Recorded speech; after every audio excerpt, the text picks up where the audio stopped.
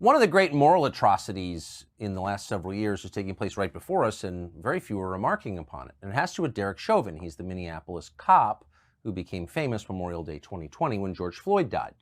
Chauvin is now serving 21 years in federal prison for murder, for killing George Floyd. The problem is he did not murder George Floyd, and we know that conclusively because the medical examiner who performed the autopsy on George Floyd confirmed he was not asphyxiated, he was not choked to death. He most likely died of a drug OD. He had fatal levels of fentanyl in his system, and that's been known for some time, though again, ignored. Ignored to the extent that, well, Derek Chauvin was convicted of murder and sent to prison. And then on November 24th of this year, right after Thanksgiving, Chauvin was stabbed 22 times by another inmate with an improvised knife. Now, the man who stabbed him is a known FBI informant. Derek Chauvin is now out of the hospital and back in Tucson. He is alive. He's still in prison. I've never heard a judge say, I admit you couldn't get a fair trial here, but we're going ahead with the trial anyway. And I don't agree with every judge, but that's just something. And what do you think would be, like, let's say that hypothetically happened, and there was someone who was being charged with a crime, and the judge said, they petitioned for a change of venue, and the judge says, there's nowhere you can go that will free you from the bias of this place, so we're doing it here anyway.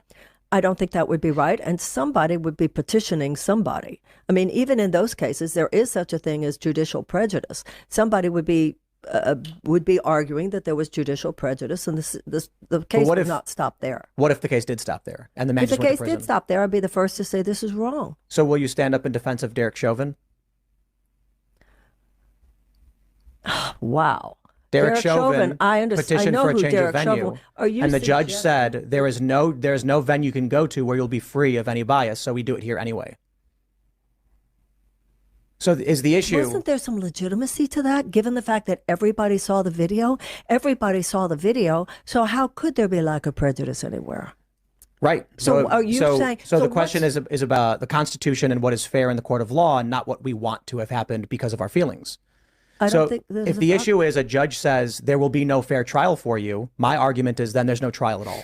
And the man should be released because that's a limitation of our democratic system. That's what your argument would be? Absolutely. Okay, so you and I totally disagree on that one. If a court cannot grant a fair trial under the Constitution, then the court cannot imprison a person. Yeah, well, you and I don't agree on that one. So you think that people should be, the state should be allowed to imprison people even without due process? I think that that was an overriding circumstance of the fact that the judge was correct. There were very few people in the United States who had not seen the video. That's all the judge was saying. The judge was saying, we're going to do our best. We're going to do our best in the way we interrogate people to make sure that they will be as non-prejudiced as possible.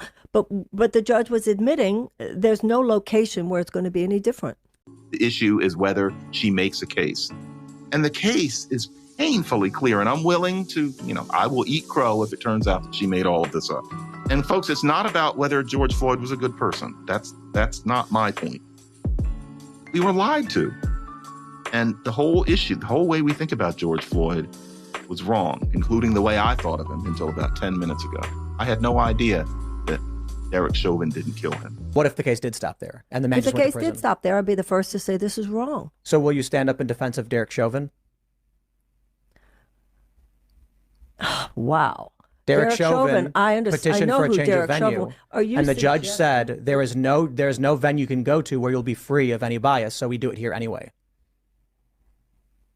So is the issue... Wasn't there some legitimacy to that, given the fact that everybody saw the video? Everybody saw the video, so how could there be a lack of prejudice anywhere? Rules for thee, but not for me. The height of hypocrisy.